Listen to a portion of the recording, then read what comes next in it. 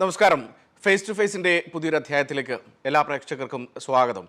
1971 അതായത് UAE രൂപീകൃതമായ വർഷം കോർഫക്കാനിൽ ലോഞ്ചിലിറങ്ങി 30 വർഷത്തോളം UAE പ്രവാസം നയിച്ച മലപ്പുറം സ്വദേശി ഗോവിന്ദനാണ് ഫേസ് ടു ഫേസിൽ ഈ ആഴ്ച അതിഥി. നമസ്കാരം, സ്വാഗതം ഗോവിന്ദേട്ടാ. UAE രൂപീകൃതമായ വർഷം ഇവിടേക്കെത്തി 3 പതിറ്റാണ്ടിലധികം നീണ്ടുനിന്ന ഒരു പ്രവാസ ജീവിതം നയിച്ച ഒരാളാണ് താങ്കൾ. നമുക്ക് ആദ്യം തൊട്ട് തുടങ്ങാം. എങ്ങനെയായിരുന്നു UAEയിലേക്കുള്ള യാത്ര? ഈ ലോഞ്ചിലൊക്കെ സഞ്ചരിച്ചാണല്ലോ ആ കാലത്ത് എത്തിയിരുന്നത്. ഗോവിന്ദേട്ടൻ എങ്ങനെയാണ് ഇവിടേക്ക് വന്നത്? ഞാൻ ബോംബെയിൽ 71 വന്നു. ബോംബെയിൽ നിന്ന് ദുബൈയിലേക്ക് വരാൻ, പേർഷ്യയ്ക്ക് വരാമെന്നുള്ള ഒരു ആഗ്രഹം കൊണ്ട് ലോഞ്ചിനാണ് അന്ന് എല്ലാ ആൾക്കാരും വന്നുകൊണ്ടിരുന്നത്. വിസ എടുത്ത് വരാനുള്ള ബുദ്ധിമുട്ട്, അന്ന് പൈസയുടെ കാര്യങ്ങളോ ഒരുപാട് പ്രയാസങ്ങളോ, അന്ന് വിസ കിട്ടാൻ ബുദ്ധിമുട്ടുള്ള കാലഘട്ടം കൂടിയായിരുന്നു. പിന്നെയുള്ള ഒരേ ഒരു മാർഗം ലോഞ്ചിന് വരിക എന്നത് മാത്രമാണ്. ഒരുപാട് ജനങ്ങൾ അന്ന് ലോഞ്ചിന് വന്നുകൊണ്ടിരിക്കുന്നുണ്ട്. അപ്പോൾ എനിക്കും തോന്നി ലോഞ്ചിന് പോകണമെന്ന്. അങ്ങനെ ഞാൻ ബോംബെയിലേക്ക് എത്തി. ബോംബെയിലേക്ക് എത്തിയിട്ട് 3 മാസം ഞാൻ ബോംബെയിൽ ചെറിയ ചെറിയ ജോലിയൊക്കെ എടുത്ത് ലോഞ്ചിന് വേണ്ടിയുള്ള ശ്രമമായിരുന്നു. അന്ന് എത്ര വയസ്സുണ്ട്? അന്ന് എനിക്ക് 20 വയസ്സ് തികഞ്ഞിട്ടുണ്ടായിരിക്കില്ല. ഈ ലോഞ്ചിലേക്ക് എത്തുന്നു, ലോഞ്ചിൽ സഞ്ചരിക്കാമെന്നൊക്കെ പറയും. ഇതിനിടയ്ക്ക് ഏജൻറ്റുമാരുണ്ടോ? എങ്ങനെയാണ് ഈ അവിടേക്ക് എത്തിപ്പെടുന്നത്? ഇത് ലോഞ്ചിന് പോകാനുള്ള ആൾക്കാരെ ശരിയാക്കി കൊടുക്കുന്ന ആൾക്കാർ ബോംബെയിൽ ഏജൻറ്റുമാരുണ്ട്. അവരെ സമീപിച്ച് കഴിഞ്ഞാൽ അവരാണ് ലോഞ്ചിൻ്റെ മെയിൻ ആൾക്കാരെ സ്ഥലത്ത് നമ്മളെ കൂട്ടിമുട്ടിക്കുന്നത്. അത് പ്രകാരമാണ് നമ്മൾ അതിന് വേണ്ടി പ്ലാൻ ചെയ്യുന്നത്. ഈ ലോഞ്ച് കണ്ടുപിടിച്ചു അതിനുശേഷമുള്ളൊരു യാത്രയുടെ അനുഭവം അതെങ്ങനെയായിരുന്നു? ലോഞ്ചിൽ ഏജൻറ്റ് മുഖാന്തരം ലോഞ്ചിൽ എത്തി 2 തവണ ഞങ്ങൾ ലോഞ്ചിൽ പോകാൻ വേണ്ടിയിട്ട് ശ്രമം നടത്തി. 2 തവണ ഫെയിലായി. 3ാമത്തെ തവണയാണ് എനിക്ക് ലോഞ്ച് കിട്ടിയത്. ഈ ഫെയിലാവുന്നതിൻ്റെ കാര്യം എന്താ? ഫെയിലാവുന്ന ഒരു തവണ ഞങ്ങൾ ലോഞ്ചിൽ എത്താൻ വേണ്ടിയിട്ട് പോയിക്കൊണ്ടിരിക്കുമ്പോൾ ബോംബെ പോലീസ് അനധികൃതമായിട്ടാണല്ലേ വരുന്നത്, ഗവൺമെൻറ് അറിഞ്ഞിട്ടൊന്നും ആയിരിക്കില്ലല്ലോ. അപ്പോൾ പോലീസ് ഞങ്ങളെ വളഞ്ഞു. അപ്പോൾ സുരക്ഷിതമായിട്ട് ഞങ്ങളെ കൊണ്ടുപോയ ഏജൻറ്റ് ഈ പോലീസിന് കൊടുക്കാതെ മറ്റൊരു ഭാഗത്തേക്ക് ഞങ്ങൾ ഒളിപ്പിച്ചു. അന്ന് പുലർച്ചയ്ക്ക് ഏതോ സ്ഥലത്ത് കൊണ്ട് ഞങ്ങൾ ഒളിപ്പിക്കുക ചെയ്ത്. അങ്ങനെ പോലീസ് പിടുത്തം കൊടുത്തില്ല. പിന്നീട് തിരിച്ച് വീണ്ടും ബോംബെക്ക് തന്നെ പോയി പഴയ റൂമിലേക്ക് തന്നെ വന്നു. പഴയ റൂം എന്ന് പറഞ്ഞാൽ ഞങ്ങൾ താമസിക്കുന്ന സ്ഥലത്ത് നിന്ന് ട്രെയിനിന് കൊണ്ടുപോകും, ഏജൻറ്റ് ട്രെയിനിന് കൊണ്ടുപോകും, പിന്നെ ബസ്സിന് കൊണ്ടുപോകും, പിന്നെ ടാക്സിക്ക് കൊണ്ടുപോകും. ഇങ്ങനെ അത്രയും വളരെ ദൂരെ എവിടെയാണോ ലോഞ്ച്, നടുക്കടലിൽ ലോഞ്ച് നിൽക്കുന്നത്, അവിടേക്കുള്ള യാത്രയുടെ ദീർഘമാണ് ഞാനിപ്പോൾ ഈ പറഞ്ഞത്. അപ്പോൾ അവ 2 തവണ ഇങ്ങനെ പ്രയാസപ്പെട്ടതിന് ശേഷം പോലീസ് ഒക്കെ ഒഴിവായതിന് ശേഷം ഈ ഏജൻറ്റ് ഈ പഴയ സ്ഥലത്തേക്ക് തന്നെ ഞങ്ങൾ എത്തിക്കുക ചെയ്ത്. 2ാമത്തെ തവണ ഉണ്ടായത് വേറെ ഒരു ദിവസം ലോഞ്ച് ഉണ്ടെന്ന് പറഞ്ഞ് ഇതേ ബുദ്ധിമുട്ടിയ യാത്ര പ്രകാരം ഏജൻറ്റുമാർ ആ ലോഞ്ചിൻ്റെ അവിടേക്ക് എത്തി. ലോഞ്ചിൽ കയറി, കടലിൽ കയറി, ചെറിയ ബോട്ടിൽ 30-40 ആൾ വീതം കൊണ്ടുപോയിട്ട് ഈ വലിയ ലോഞ്ച് നടുക്കടലിൽ ഏതോ ഭാഗത്താണ് നിൽക്കുന്നത്. അപ്പോൾ നമ്മൾക്ക് കയറാൻ ബുദ്ധിമുട്ടുണ്ട്. വലിയ കയറൊക്കെ ഇട്ട് തരും. അത് പ്രകാരം ലോഞ്ചിൽ കയറിയതിന് ശേഷം ലോഞ്ചിലുള്ള ആൾക്കാർ അതിൽ ആളെ എണ്ണി നോക്കിയപ്പോൾ 11 പേര് അധികമായിരുന്നു. ഈ 11 പേര് അധികമായപ്പോൾ അവർ പറഞ്ഞു 11 പേരെ കൊണ്ടുപോകാൻ പറ്റില്ല. നിർഭാഗ്യവശാൽ ഞാനടക്കം എന്നെ 11 ആളെ അവർ തിരിച്ച് ഈ വന്ന ബോട്ടിലേക്ക് തന്നെ ബോംബെക്ക് തിരിച്ച് മടക്കുക ചെയ്തത്. പിന്നീട് വേറൊരു ദിവസം, വേറെ മാസങ്ങൾക്കുള്ളിൽ പിന്നീട് വേറൊരു ദിവസമാണ് ഇപ്പോൾ ത്രൂ ഔട്ട് ലോഞ്ച് കിട്ടിയത്. എന്നിട്ട് ലോഞ്ചിൽ യാത്ര തുടങ്ങി. എത്ര ദിവസം എടുത്തു? യാത്രയുടെ ഒരു അനുഭവം എങ്ങനെയായിരുന്നു? പൊതുവെ ലോഞ്ച് ബോംബെയിൽ നിന്ന് സ്റ്റാർട്ട് ചെയ്തിട്ട് കോർഫക്കാനിലേക്കാണെന്നാണ് പറയുന്നത്. കോർഫക്കാൻ എന്നൊക്കെ അവർ പറയുന്നുണ്ട്. അപ്പോൾ അവിടേക്ക് എത്തണമെങ്കിലും പൊതുവെ 7 ദിവസം മതി. കടലിൽ ബുദ്ധിമുട്ടില്ല, യാത്ര സുഖമായിട്ട് വരികയാണെന്ന് വെച്ചെങ്കിൽ 7 ദിവസം മതി എന്നാണ് അവർ പറയാറ്. ഞങ്ങൾ കയറിയതിന് ശേഷം ലോഞ്ച് 3 ദിവസത്തിൻ്റെ ഉള്ളിൽ ലോഞ്ച് കേടുവന്നു. പിന്നെ അതിൽ വെള്ളം കയറാൻ തുടങ്ങി. അങ്ങനെ തുടർന്ന് യാത്ര ചെയ്തുകൊണ്ടിരിക്കും. 15ാമത്തെ ദിവസമാണ് ഞങ്ങൾക്ക് കോർഫക്കാനിലേക്ക് എത്താൻ പറ്റിയത്. കേട് വന്നു കഴിഞ്ഞിട്ട് പിന്നെ എങ്ങനെയാണ് ഇത് ദിശ തെറ്റി പോവുകയൊക്കെ ചെയ്യുമല്ലേ? ദിശ തെറ്റിയിട്ട് ലോഞ്ച് നടുക്കടലിലേക്ക് എത്തി. ഈ ലോഞ്ചിൽ നയിക്കുന്ന 8 പേരുണ്ട്. ആ 8 പേർക്കും ലോഞ്ചിനെ കൺട്രോൾ ചെയ്യാൻ പറ്റാത്തൊരവസ്ഥയായി. അതിൽ വെള്ളം കയറുന്നുണ്ട്. അതിലിടയ്ക്ക് ഞങ്ങളുടെ കൂടെ വന്നതിലൊരു വ്യക്തി മരിച്ചുപോയി, ലാഞ്ചിലിരുന്ന് മരിച്ചുപോയി. അദ്ദേഹത്തെ ഒരു കടലിലേക്ക് എടുത്തിട്ടു. ഈ ലോഞ്ചിലുള്ള ആൾക്കാർ കടലിലേക്ക് ഒരു കയറുകൊണ്ട് ഒരു കഷ്ണം പലകയാമ കെട്ടി താത്തി കടലിലേക്ക് ഇട്ടു, മരിച്ചുപോയി. അപ്പോൾ അതേ പ്രകാരം എല്ലാ ജനങ്ങൾക്കും ബുദ്ധിമുട്ട് വരും. ഇവന്മാർ ചെയ്യുന്ന ക്രൂരത എന്താ വെച്ചാൽ വെള്ളം തരില്ല, നമുക്ക് ഭക്ഷണം തരില്ല. മുൻകൂട്ടി അവർ പറയുന്നുണ്ട് ഞങ്ങൾക്ക് വെള്ളം തരും, ഭക്ഷണം തരും, ബിരിയാണി തരും എന്നൊക്കെ ഏജൻറ്റുമാർ പറഞ്ഞിട്ടുള്ള പ്രോത്സാഹനം ഇഷ്ടമായിട്ടുണ്ടായിരുന്നു. കയറിയതിന് ശേഷം 2-3 ദിവസം തുടർന്ന് നമുക്ക് ഒന്നും തരാതെ നമ്മളെ 245 പേരുണ്ടെന്നാണ് അറിവ്. ഈ 245 പേരും അവശനായിട്ട് നമ്മൾക്ക് സംസാരിക്കാൻ പോലും പറ്റാത്ത ശേഷി വരികയാണ്. ഈ ലോഞ്ച് എന്ന് പറയുമ്പോൾ അത് ഇത്രയധികം ആളുകളെ ഉൾക്കൊള്ളാൻ കഴിയുന്ന ഒരു ഇല്ല, ഉൾക്കൊള്ളാൻ കഴിയില്ല. പക്ഷേ ഏജൻറ്റുമാർ ആൾക്കാരെ എണ്ണി കൊടുക്കുന്ന ഓരോ വ്യക്തികൾ കൊടുത്തിട്ടുള്ള അവരമാർക്ക് പൈസയാണല്ലോ വലുത്. അതിനുവേണ്ടി എത്ര ആളെ കിട്ടിയാലും കുഴപ്പമുണ്ടാവില്ലായിരിക്കും, അങ്ങനെയായിരിക്കും. പക്ഷേ 245 പേരെ ഉൾക്കൊള്ളാൻ പറ്റില്ല. ഞാൻ കുറച്ച് ആൾക്കാരെ ഉള്ളിലോട്ട് ഇരുത്തും, കുറച്ച് ആൾക്കാരെ ഏറ്റവും മേലെ ഇരുത്തും. അതിൻ്റെ ഇടയിൽ തിരമാലകൾ വന്നിട്ട് ലാഞ്ചിന് പ്രശ്നമാവും. വലിയ ഹൈറ്റിലാണ് തിരമാല വരിക. അപ്പോൾ ഈ 245 പേരും തമ്മിൽ കൂട്ടിയിടിക്കും അങ്ങോട്ടും ഇങ്ങോട്ടും. അങ്ങനെ യാത്ര ചെയ്തിട്ട് 2 കപ്പലാണ് ഞങ്ങൾക്ക് വഴി. ഈ ലോഞ്ചിക്കാർക്ക് ദിശ തെറ്റിയിട്ട് റൂട്ട് കറക്റ്റുള്ള സ്ഥലം 2 കപ്പലാണ്, ദൂരം നിന്നുള്ള 2 കപ്പലാണ് ഇവർക്ക് വഴി കാണിച്ചു കൊടുത്തത്. ആ കപ്പൽ പ്രകാരം, ആ വഴി കാണിച്ചു കൊടുത്ത പ്രകാരം ഞങ്ങൾ നേരിട്ട് യാത്ര ചെയ്തു. അപ്പോൾ ഇത് 15 ദിവസമായി. ഈ 15 ദിവസത്തിൻ്റെ ഉള്ളിൽ എല്ലാ ജനങ്ങളും വളരെ അവശരായിരുന്നു. ഇവന്മാർ നന്നായിട്ട് പല ആൾക്കാർക്കും കത്തി കൊണ്ട് കുത്തു കൊണ്ടിട്ടുണ്ട്, പെൻസിൽ കൊണ്ട് സ്കൂട്ടർ കൊണ്ട് കുത്തു ആൾക്കാരനെ. ഭക്ഷണം തരില്ല, വെള്ളം തരില്ല. വളരെ ബുദ്ധിമുട്ടിയൊരു നീണ്ട യാത്രയായിരുന്നത്. തീരെ വെള്ളമൊന്നും തരില്ല. 4 ദിവസം കൂടുമ്പോഴൊക്കെയാണ് ഒരു സ്പൂണ് അല്ലെങ്കിൽ ഒരു ചെറിയ കപ്പ് വെള്ളം, നന്ന ചെറിയ കപ്പ് വെള്ളം. ഭക്ഷണം തരല്ല. അവർ ഒരു തരം പ്രത്യേക അരി അവരെ കയ്യിൽ നിന്ന്, ആ പച്ചരി, ആ അരി കടലിലെ വെള്ളത്തിൽ വേവിച്ചിട്ട് ഒരു ഉരുള വീതം 4 ദിവസം കൂടുമ്പോൾ തരും. പിന്നെ ചോദിച്ചിട്ടുണ്ടെങ്കിൽ ഈ പറഞ്ഞ ഉപദ്രവങ്ങൾ എല്ലാവർക്കും കിട്ടും. അപ്പോൾ നമ്മൾ ഈ ജോലി കിട്ടാനും ലക്ഷ്യസ്ഥാനത്തേക്ക് എത്താനും എന്തും സഹിച്ച് യാത്ര ചെയ്യുക എന്നുള്ളൊരു മെൻറ്റാലിറ്റി തന്നെ ആയിരുന്നിരിക്കും യാത്ര. അതെ. ആരും ചോദ്യം ചെയ്യാനോ പ്രതിരോധിക്കാനോ ഒന്നും പോകുന്നില്ല. ഇല്ല. അവന്മാർ ഗവൺമെൻറ് അറിയണമെന്നല്ല. അപ്പം മരിച്ചു കഴിഞ്ഞാൽ കടലിലേക്ക് എത്തിയിടുക. നിങ്ങൾ കാണുകയും ചെയ്തു ഒരാൾ ഞങ്ങളെ കൺമുന്നിൽ നിന്ന്. ഏത് നാട്ടുകാരനത്? ചങ്ങരംകുളം എന്ന് പറയുന്ന ഒരു സ്ഥലത്തുണ്ട്, ഞങ്ങളുടെ വീടിൻ്റെ അടുത്ത് തന്നെയാണ്. അവിടെയുള്ള ഒരു 24 വയസ്സായിട്ടുള്ള ഒരു ചെറുപ്പക്കാരനായിരുന്നു അന്ന് എന്ന് പറഞ്ഞു. ഈ മരിച്ച് എങ്ങനെയാണ് മരിച്ചത്? അയാൾക്ക് അപസ്മാരം ഇളകി. അപ്പോൾ അവർ കുറച്ച് വെള്ളം കൊടുക്കാൻ വേണ്ടി പറഞ്ഞു ലാഞ്ചിലുള്ളവർ. അപ്പോൾ ലാഞ്ചിലുള്ള ആൾക്കാർ അവരോട് പറഞ്ഞു ആൾ വളരെ അവശരാണ്, ചിലപ്പോൾ നല്ല വെള്ളം, കുടിവെള്ളം. അപ്പോൾ അവർ പറഞ്ഞു കടലിലെ വെള്ളം മുക്കി കൊടുത്തോന്ന് പറഞ്ഞു. കടലിലെ വെള്ളം കുടിക്കാൻ പറ്റില്ലല്ലോ. പക്ഷേ ആൾ മരിച്ചുപോയി. കുറച്ച് മണിക്കൂറുകളിൽ ആൾ മരിച്ചുപോയി. 2-3 ദിവസത്തിന് ശേഷമാണ് അത് സംഭവിച്ചത്. അപ്പോൾ ബാക്കിയുള്ള ജനങ്ങളുടെ ആൾക്കാരുടെ സ്ഥിതി ഇത് തന്നെയായിരുന്നു. എല്ലാവരെയും അവർ ഉപദ്രവിച്ചിട്ടുണ്ട്, എല്ലാ ആൾക്കാരനും. പിന്നെ യാത്ര ചെയ്തുകൊണ്ടിരിക്കെ ഈ കപ്പൽ വഴി കാണിച്ചെന്ന് പറഞ്ഞല്ലോ. വഴി കാണിച്ചു തന്നപ്പോൾ 15-ാമത്തെ ദിവസമാണ് കോർഫുഖാൻ്റെ സൈഡിലേക്ക് എത്തി മലകൾ കാണുന്നത്. 15-ാമത്തെ ദിവസമാണ്. അവിടേക്ക് എത്തുമ്പോൾ ഇവന്മാർ നടുക്കടലിൽ ലാഞ്ച് നിർത്തിയിട്ട് ഈ ലോഞ്ചിൽ ചെറിയ മഞ്ചുണ്ട്, നാട്ടിൽ ചെറിയ മഞ്ച്. അതിൽ 15 ആളെ ഈ ലോഞ്ചിൽ നിന്ന് ഇതിലേക്ക് ഇറക്കിയിട്ട് മല കാണുന്ന ദിശയിലേക്ക് ഇവർ ചെറുമഞ്ചിൽ കൊണ്ടുപോകും. നമ്മൾ മനസ്സിലാക്കുന്നത് കോർഫുഖാനിൽ ഈ മല കാണുന്നത് ഭൂമിയിലേക്കാണ് കൊണ്ടുപോകുന്നത്. പക്ഷേ അതല്ല അവർ ചെയ്തത്. ഇതിനിടയ്ക്ക് ഒരു പാറയുണ്ട്. പാറ കണ്ടു. നടുക്കടലിൽ ലോഞ്ച് നിർത്തി ബാക്കിയുള്ള ആൾക്കാരുമാണ് ഞങ്ങൾ 15 ആൾ കൂടി വന്നവർ ഈ പാറയിൽ ഇറക്കുക. അപ്പോൾ അവന്മാർ ചുക്കായം കൊണ്ട് തുഴഞ്ഞിട്ട് കാണിക്കും ഇവിടെ പാറയാണ്, ഇറങ്ങിക്കോന്ന് പറയും. നമ്മൾ വിചാരിക്കും ഇവിടെ നിന്ന് അങ്ങോട്ട് മല കാണുന്ന ആ ഏരിയ വരെ പാറ തന്നെയാവും, നടക്കാൻ പറ്റുമെന്ന്. പക്ഷേ അവരങ്ങനെയല്ല ചെയ്ത് അവിടെ ഇറങ്ങാത്തവരെ ഈ ചുക്കായം കൊണ്ട് അടിച്ചിട്ട് ഇറക്കും. അപ്പോൾ എല്ലാവരും ഇറങ്ങും. അവിടെ ഇറങ്ങിയതിന് ശേഷം നമ്മൾ കുറച്ചൊക്കെ നടന്നു പോകുമ്പോൾ പാറയുടെ ഭാഗത്തേക്ക്, ആ മലയുടെ ഭാഗത്തേക്ക് നമ്മൾ ലക്ഷ്യം വെച്ചാണ് പോണത്. അപ്പോഴന്ന് വെള്ളം നമ്മളെ പിന്നെ അവിടെ നിന്ന് നടുക്കടലാണ് വരുന്നത്. അപ്പോൾ ആ നടുക്കടലിൽ അങ്ങോട്ട് നീന്താൻ അറിയുന്നവർ ആ പാറ അവിടേക്ക് അങ്ങനെ നീന്തി പോവും.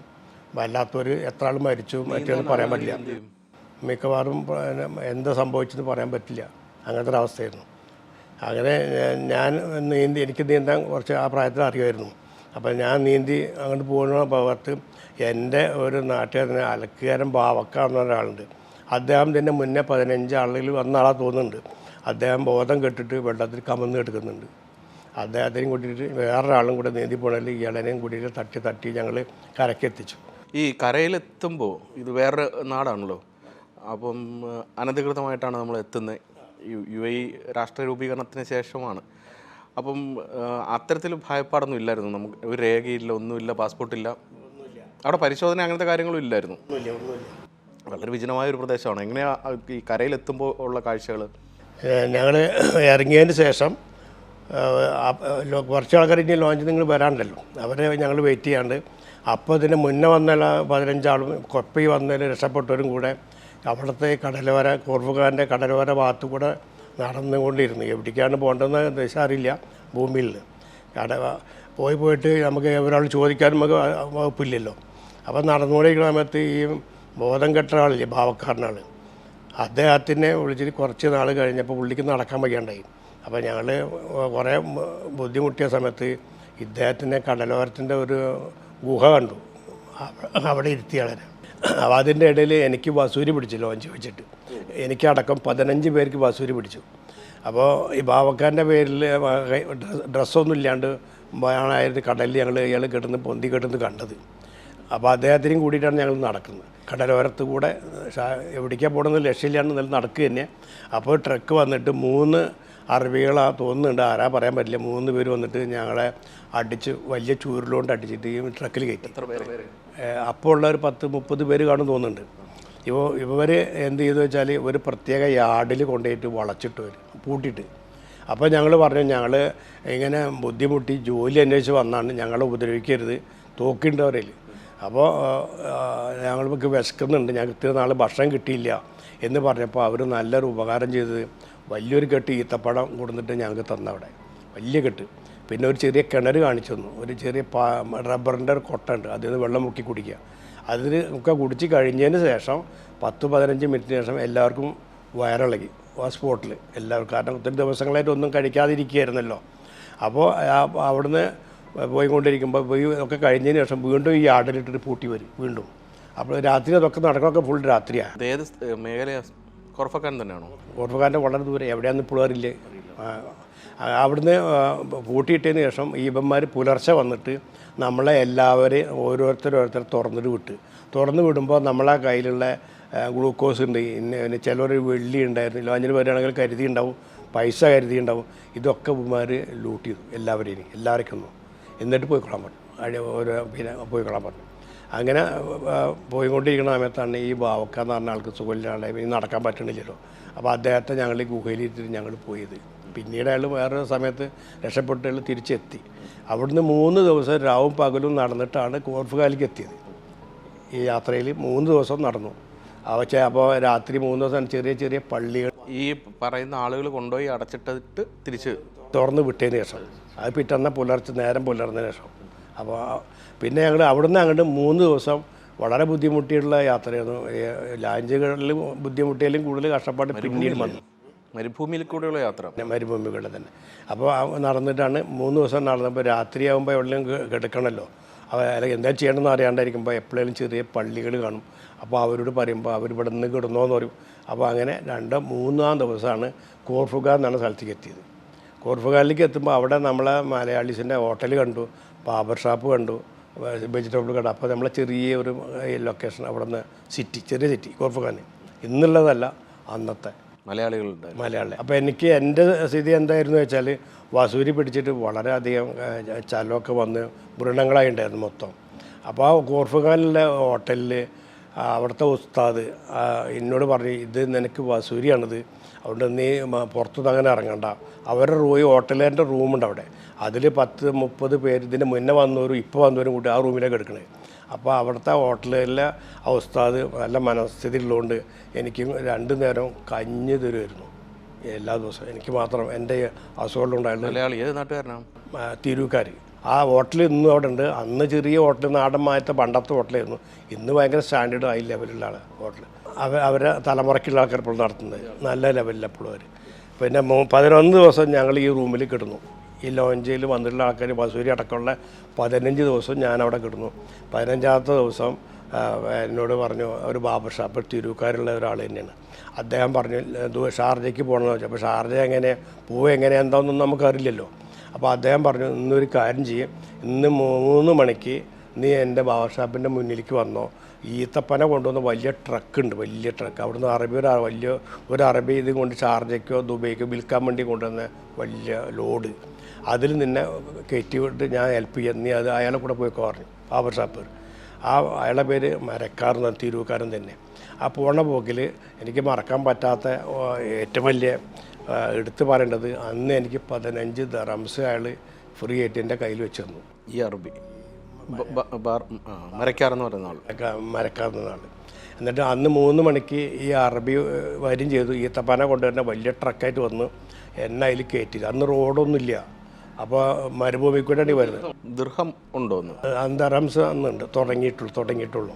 അപ്പോൾ ഈ മരക്കാർ സാർ എന്ന് പറഞ്ഞാൽ അദ്ദേഹം 15 ദിർഹംസ് എനിക്ക് തന്നിട്ടുണ്ട്. അപ്പോൾ എന്നോട് പറഞ്ഞു, ഷാർജയിൽ എത്തിക്കഴിഞ്ഞാൽ അവിടുന്ന് ചിലപ്പോൾ ഇന്ന് എത്തില്ല, കൽബ എന്ന് പറഞ്ഞ സ്ഥലമുണ്ട്, അവിടെ നിന്നെ രാത്രി അവിടെ കൂടാ. ഈ അറബി നിന്നെ അവിടെ ഇറക്കിയിട്ട് അവർ പോകും. കൽബയിൽ ഒരു മലയാളി ഹോട്ടലുണ്ട്, അവിടുന്ന് എനിക്ക് ഭക്ഷണം തന്നവർ. അന്ന് ആ ഹോട്ടലിൽ കെടുക്കാൻ സൗകര്യം ചെയ്തിരുന്നു. അപ്പോൾ എൻ്റെ രൂപം വളരെ മോശപ്പെട്ട, ഭക്ഷണം ഇല്ല, വസൂരി പിടിച്ചിട്ട് ഡ്രസ്സൊക്കെ വളരെ മോശപ്പെട്ടിട്ടാണ്. ഇതൊക്കെ അറിഞ്ഞുകൊണ്ട് തന്നെ നമ്മളെ അവർക്ക് സംരക്ഷണം തന്ന് ഈ പിറ്റന്ന കാലത്ത് അറബി വന്നു. ഞാൻ വീണ്ടും യാത്ര ചെയ്തു. എന്നിട്ട് ഷാർജയിലേക്ക് എത്തി. ഷാർജയിലേക്ക് എത്തിയതിന് ശേഷം 1 ദിർഹംസ് ഈ മരക്കാർ പറഞ്ഞ പ്രകാരം അയാൾക്ക് കൊടുത്തു ഞാൻ. എന്നിട്ട് അറബി പോയി. അങ്ങനെ ഷാർജയിലേക്ക് എത്തുന്നത്. അപ്പോൾ കോർഫുഖാനും കഴിഞ്ഞു, ഷാർജയിലേക്ക് എത്തി. ഷാർജയിൽ നിന്ന് രണ്ടാമത് പിന്നെ ആരുമില്ല, കാര്യമായിട്ട് സഹായിക്കാനൊന്നും ആരും ഇല്ലാത്തൊരു കാലഘട്ടമുള്ളൂ. ഞാൻ ചെറുപ്പം കൂടിയാണ്. അപ്പോൾ എന്ത് ചെയ്യണമെന്ന് ആലോചിക്കേണ്ടിയിരിക്കുമ്പോഴാണ് എനിക്ക് എരമംഗലത്തുള്ള എൻ്റെ സുഹൃത്തിൻ്റെ ഒരു ബ്രദറുണ്ട് ഇവിടെ, അബൂബക്കർ, കിളിയിൽ അബൂബക്കർ എന്ന് പറയും. അദ്ദേഹത്തെ അന്വേഷിച്ച് അദ്ദേഹം വന്ന് ദുബൈയിൽ കേരള ഹോട്ടലിൽ ജോലി എടുക്കുന്നുണ്ട്. അദ്ദേഹത്തിന് അറിയാം, അദ്ദേഹത്തിൻ്റെ അനിയൻ അല്ലിയും ഞാനും ഒപ്പം പഠിച്ചുള്ളതാണ്. അപ്പോൾ എനിക്കറിയാം അങ്ങനെ ഒരാൾ ഇവിടെ ഉണ്ടെന്ന്. അപ്പോൾ അയാൾ അന്വേഷിച്ചപ്പോൾ അദ്ദേഹം എന്നെ വസൂരിയുള്ള എന്നെ 15 ദിവസം അയാളുടെ റൂമിൽ കൊണ്ടിട്ട് എൻ്റെ അസുഖമൊക്കെ മാറുന്ന ഒരാളെ എന്നെ നോക്കി. പിന്നെ ജോലി കിട്ടിയതോ? ജോലി കിട്ടിയത് ഇതിൻ്റെ ഇടയിൽ ഞാൻ പലവിധ ചെറിയ ജോലി എടുത്തു. ഹോട്ടലിൽ ജോലി എടുത്തു, മരക്കമ്പനി ജോലി എടുത്തു. അറബികളിൽ വന്ന് നമ്മൾ നാട്ടിലിപ്പോൾ ഒന്ന് എവിടെ സിറ്റിയിൽ വന്നിരിക്കും, ഇതേമാതിരി ലാഞ്ച് ഇറങ്ങിയവർ അനവധി ആൾക്കാർ. അപ്പോൾ ഏതെങ്കിലും അറബികളിൽ വന്നിട്ട് 5-10 ആൾക്കാരെ കൊണ്ടുപോയിട്ട് അവർ ആടിനെ നോക്കുന്ന, ഒട്ടകത്തിനെ നോക്കുന്ന, അങ്ങനെ ചില വീട് വൃത്തിയാക്കണം, അങ്ങനെ എല്ലാവരും കൊണ്ടുപോയിട്ട് ജോലി എടുത്ത് കഴിഞ്ഞാൽ തിരിച്ചിട്ട് ഈ സ്പോട്ടിലായിട്ട് കൊടുത്തു വിടും അറബികൾ. അങ്ങനെ പലവിധ ജോലികൾ എടുത്തിട്ടുണ്ട്. ഹോട്ടലിൽ, വെജിറ്റബിൾ ഷോപ്പിൽ അനവധി ജോലികൾ എടുത്തിരുന്നു. 1976 അബുദാബിയിൽ പോയതിന് ശേഷം 76 ഇത്തിസലാത്തിൽ ജോലി കിട്ടി എനിക്ക്. ഇത്തിസലാത്തിൽ ജോലി കിട്ടിയതിന് ശേഷം അവിടെ നിന്ന് അങ്ങോട്ട് 33 കൊല്ലം ഞാൻ ഇത്തിസലാത്തിൽ തന്നെയായിരുന്നു. ഇവിടുന്ന് പോകുന്നിടം വരെ എത്തിസലാത്ത്? 2000 ഞാൻ റിട്ടയർഡായിട്ട് നാട്ടിലേക്ക് പോയി. ഈ 71 തൊട്ട് ഉള്ള UAE ഒരു വളർച്ചയുണ്ടല്ലോ, വളരെ വേഗത്തിൽ ഉള്ളൊരു വളർച്ച അങ്ങ് കണ്ടിട്ടുണ്ടാവും. എങ്കിലും ഈ വളർച്ച കൂടുതൽ ത്വരിതപ്പെട്ടത് അല്ലെങ്കിൽ വേഗതയ്ക്ക് ആക്കം കൂട്ടിയത് ഏതൊരു ഘട്ടം തൊട്ടാണ്? അത് പറയുകയാണെങ്കിൽ 80-85 കാലഘട്ടം മുതൽ നമ്മൾ പ്രതീക്ഷിക്കുന്നതിൻ്റെ അപ്പുറത്തുള്ള വളർച്ച UAE എല്ലാ സ്റ്റേറ്റ്സിനും ഉണ്ടായിട്ടുണ്ട്. ദുബൈ നമ്മൾ എന്തുമാത്രം വികസനമുള്ളത് നമ്മൾ ലൊക്കേഷൻ തന്നെ തിരിച്ചറിയാൻ പറ്റില്ല എനിക്കൊന്നും. കാരണം അന്ന് കണ്ട ഏരിയ അല്ലല്ലോ. മെട്രോ തുടങ്ങിയുള്ള ഭയങ്കര ആധുനിക മോഡലുകളല്ലേ. അബുദാബി അതുമാതിരി തന്നെ നമുക്ക് അൺഎക്സ്പെക്റ്റഡ് വികസനം തന്നെ ഉണ്ട്. ടണൽ പണിയുന്നൊക്കെ ഓർമ്മയുണ്ടോ? അന്ന് ഞങ്ങളുള്ളപ്പോൾ ഉണ്ടത്. അത് കോസ്റ്റൻ ട്രൈ ഡോക്കാണ് അത് ഉണ്ടാക്കിയത്. എന്തൊക്കെയുള്ള അന്നുണ്ട്. ആ സമയത്ത് ഓപ്പൺ ചെയ്തത്. അത് ലോകാത്ഭുതങ്ങളിൽ ഇവിടെ അന്ന് പറയുന്നത് ഒന്നാണ്. ജാപ്പാനിലാണ് അത്ര ഫസ്റ്റുള്ളത്, സെക്കൻഡ് അന്ന് ദുബൈയിലാണ് പറഞ്ഞത്. എന്തൊക്കെ ഉണ്ട് അന്ന് അങ്ങനത്തെ ഒരു സംഭവം നമ്മളെ കണ്ടിട്ട് അതിശയപ്പെട്ട് നോക്കിയിട്ടുണ്ട് ഞങ്ങൾ. ഈ ലോഞ്ചിൽ വന്നു, അതിനുശേഷം എത്ര വർഷം കഴിഞ്ഞിട്ടാണ് തിരിച്ച് നാട്ടിൽ പോയത്? അതെങ്ങനെയായിരുന്നു യാത്ര? പലവിധ ജോലികൾ എടുത്ത് ചെറിയ ശമ്പളത്തിൽ കിട്ടിയ ജോലി എടുത്ത് അങ്ങനെ ജീവിക്കുന്ന കാലഘട്ടമായിരുന്നു 4 വർഷം. പിന്നീട് 4 വർഷത്തിൻ്റെ ഉള്ളിൽ എനിക്കൊരു ബ്രിട്ടീഷുകാരൻ്റെ ചെറിയൊരു കമ്പനിയിൽ ജോലി കിട്ടി. അദ്ദേഹം വിസ തന്നു. ആ വിസ പ്രകാരം പാസ്പോർട്ട് എനിക്ക് നാട്ടിൽ എടുത്ത് വെച്ചിട്ടുണ്ടായിരുന്നു. ഞാൻ ആ പാസ്പോർട്ട് ഇങ്ങോട്ട് വരുത്തിയിട്ട് 4 വർഷത്തിന് ശേഷം നാട്ടിൽ പോയത്. ഈ ബോംബെക്ക് ഇപ്പം ബ്രിട്ടീഷ് എയർവേസിന് പോയി. ബോംബെയിലാണ് പോകുന്നത്. ആ കാലത്തൊക്കെ നമ്മൾ സമ്പാദിക്കുന്ന പൈസ, നമ്മളൊരു ജീവിതമാർഗം എന്ന നിലക്കാണല്ലോ ജോലി തേടി വരുന്നതാണല്ലോ കഷ്ടപ്പെട്ട്. ഈ പണം നാട്ടിലെത്തിക്കുന്നൊരു മീഡിയ അല്ലെങ്കിൽ ഉപാധി എന്തായിരുന്നു? അന്ന് ബാങ്കിൽ പോകൽ വളരെ കുറവായിരുന്നു. ബാങ്കിലാണ് റേറ്റ് കൂടുതലാവും. പക്ഷെ നമുക്ക് രേഖയില്ലല്ലോ. ഇവിടെ കൊടുത്തു കഴിഞ്ഞാൽ ആ പൈസ നാട്ടിൽ കിട്ടും. ഇത് എങ്ങനെയാണെന്നുള്ളത് തന്നെ ഫുൾ ഡീറ്റെയിൽ എനിക്ക് വരില്ല. നാട്ടിൽ യാതൊരു ബുദ്ധിമുട്ടും ഇല്ലാണ്ട് പൈസ കറക്റ്റായിട്ട് വീട്ടിൽ എവിടേക്ക് വെച്ചെങ്കിൽ അവിടേക്ക് കിട്ടുമായിരുന്നു. ബാങ്ക് വഴി അയക്കുന്നവരുണ്ട്. അന്ന് എൻ്റെ അറിവ് വെച്ച് നോക്കുകയാണെങ്കിൽ 530 രൂപ ഇവിടുത്തെ ദറംസ് കൊടുത്താലാണ് ബാങ്ക് വഴി 1000 ഇന്ത്യൻ റുപ്പീസ് അവിടെ കിട്ടുള്ളൂ. 530 കൊടുത്താൽ അന്ന് എനിക്ക് എൻ്റെ ഓർമ്മയിലുണ്ട് എന്ന് കിട്ടുള്ളൂ. ഇന്നിപ്പോൾ 1000 രൂപയ്ക്ക് ഇവിടെ നിന്ന് ചെറിയ പൈസ കൊടുത്താൽ മതി. 44-45 ദിർഹം കൊടുത്താൽ 1000 കിട്ടും. അത് പൈസയുടെ മൂല്യം ഡിവാലുവേഷൻ വന്നത് അങ്ങനെയാണ്. അപ്പോൾ ഇന്നിപ്പോൾ നാട്ടിൽ ഒരു ഏക്കറ പറമ്പ് വേണമെങ്കിൽ കോടികൾ വേണം. അന്ന് ഒരു ഏക്കറ പറമ്പൊക്കെ വിടണമെങ്കിൽ 12,000 റുപ്യ, ഒരു ഉദാഹരണം പറയുകയാണെങ്കിൽ അതേമാ അങ്ങനെ പൈസയുടെ മൂല്യം ആ നിലയ്ക്കുള്ളതാണ്. ഈ കൂടുതലായി മലയാളികൾ വന്നു തുടങ്ങുന്ന ഒരു കാഴ്ചയൊക്കെ നേരിട്ട് കണ്ടിട്ടുണ്ടാവുമല്ലോ. മലയാളി ഘട്ടം ഘട്ടമായി ഈ പറയുന്ന ഒരു 50 വർഷത്തിൽ അപ്പുറമുള്ള പ്രവാസത്തിൻ്റെ പഴക്കം ഉണ്ടല്ലോ നമുക്ക് ഗൾഫിലെങ്കിലും. കൂടുതലായി മലയാളികൾ ഗൾഫിലേക്ക് എത്തുന്ന ഒരു കാലഘട്ടവും 75 മുതൽ 80-85 വരെ വന്നിട്ട് മലയാളി ഒരുപാട് ആൾക്കാർ വന്നിട്ടുണ്ട്. ഒരുപാട്. അതിൽ നമ്മളെ കോർഫങ്ങാലി ഭാഗത്ത് വന്നവർ അന്ന് പറയുന്നത് ഇവിടുത്തെ ഇത്രയും ആൾക്കാർ നാട്ടിൽ നിന്ന് വന്നിട്ട് ഈ ലോഞ്ചിൽ നിന്ന് ഒരുപാട് ഡെഡ് ബോഡി ഇവിടെ കിട്ടിയിട്ടുണ്ട്, കോർഫങ്ങാലിൽ പൊന്തിയിട്ടുണ്ടെന്നാണ് പറഞ്ഞത്. മലയാളിയെ കൂടുതലും. എന്നിട്ട് ഇവിടുത്തെ ഗവൺമെൻറ്, ഇന്ത്യ ഗവൺമെൻറ്റിനോട് പറഞ്ഞിട്ടുണ്ട് ഇത് ഈ ലോഞ്ചിനെ ഇനി വിടരുത് എന്നിവിടെ ആൾക്കാർ പറഞ്ഞു കേട്ടില്ല കേട്ടോ. അതുകൊണ്ട് അതിന് ശേഷം ഇന്ത്യൻ ഗവൺമെൻറ് കുറച്ച് സ്ട്രോങ് ആയിട്ടൊക്കെ ചെക്കിങ് തുടങ്ങിയതിന് ശേഷം ലോഞ്ച് നിന്നത് 85-90 അടുത്ത്. ആ കാലം വരെ ലോഞ്ച് ഉണ്ട്. ഈ കള്ള ലോഞ്ച് എന്ന് പറയുന്ന സാധനം അങ്ങനെ തന്നെ ഇല്ലീഗലായിട്ടുള്ളതാണല്ലോ. അല്ല, കള്ള ലോഞ്ച് തന്നെ ശരിക്കും ഗവൺമെൻറ്റിനെ ആരും അറിയാതാണല്ലേ വരുന്നത്. ഒരുപാട് ത്യാഗങ്ങൾ സഹിച്ചിട്ട് ഇതിന് യാതൊരു തെളിവില്ലല്ലോ. മരിച്ചു കഴിഞ്ഞ ഒരാളെ കടലിലേക്ക് എടുത്തിട്ട് വരുമ്പോൾ ആൾക്ക് എൻ്റെ ലോഞ്ചിൽ സംഭവിച്ചത് അങ്ങനെയാണല്ലോ. അതിനിപ്പോൾ ആൾ വന്നതോ പോയതോ രേഖ ഒന്നുമില്ല. അപ്പോൾ ലോഞ്ചുകാർ എന്ത് ചെയ്താലും തെളിവില്ല. എത്ര പൈസ കൊടുത്തു?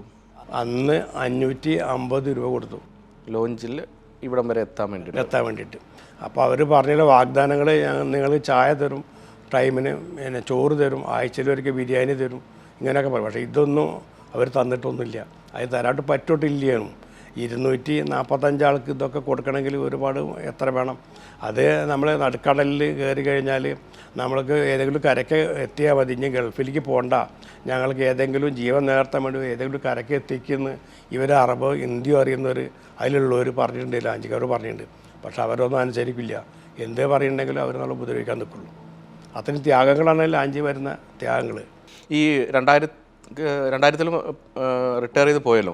അതിനുശേഷം പിന്നീട് യു എയിലേക്ക് ഞാൻ 4 പ്രാവശ്യം അതിന് ശേഷം വന്നിട്ടുണ്ട്.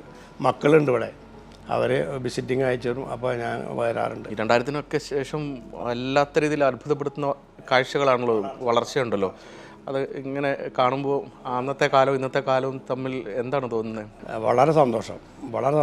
കാരണം നമ്മൾ ഇത്രയും നല്ല വികസനത്തോടെ തന്നെ ഈ നാട്ടിലുള്ള ആൾക്കാരോടും ഈ നാടിനോടും ഈ ഗവൺമെൻറ്റിനോടും ഞങ്ങളെപ്പോലത്തെ അനവധി ആൾക്കാർ വന്നിട്ട് പല നിലയ്ക്കുള്ള ആൾക്കാർ പല മേഖലകളിലും ഉയർന്ന് ബുദ്ധിമുട്ടുകൾ കൂടാണ്ട് കുടുംബങ്ങൾ ജീവിക്കുന്നു.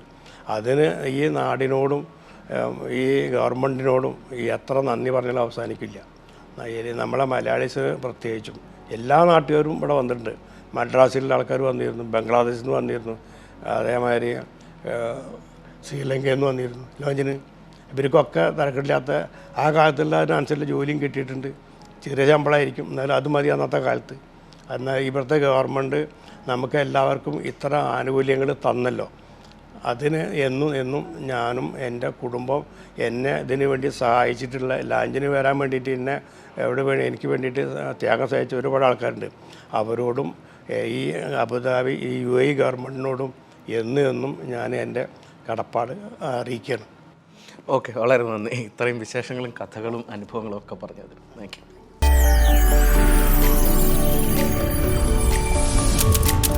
NTV UAE to the world.